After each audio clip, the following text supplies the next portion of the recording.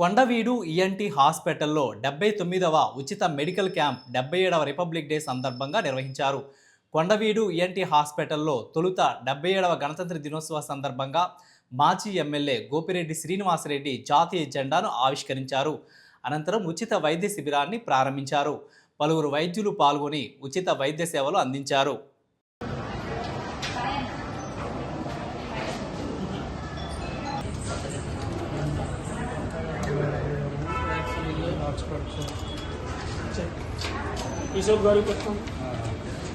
ఈరోజు జనవరి 26వ తారీఖు republic day సందర్భంగా ఉచిత వైద్య శిబిరం నిర్వహించాము. చెవి, ముక్కు, గొంతు సంబంధించిన వ్యాధులకు వచ్చిన పేషెంట్లు అందరికీ సుమారుగా 327 మంది పేషెంట్లు వచ్చారు. మన మీడియా మిత్రులు సోషల్ మీడియాలో, వాట్సాప్లో, యూట్యూబ్లో ఈ యొక్క మన హాస్పిటల్ యొక్క క్యాంపు సమాచారాన్ని అందరికీ చెప్పడం వల్ల ఇంతమంది పేషెంట్లు వచ్చారు. సో మీడియా మిత్రులందరికీ ముందే ధన్యవాదాలు చెప్పుకుంటున్నాము. ఈ క్యాంపు నందు doctor Shekhar Reddy from Miryalaguda, doctor Nageswararao Vinukonda, doctor Sudhir Chandra from government hospital, doctor Srivarshini, doctor Krishnaraju పాల్గొన్నారు.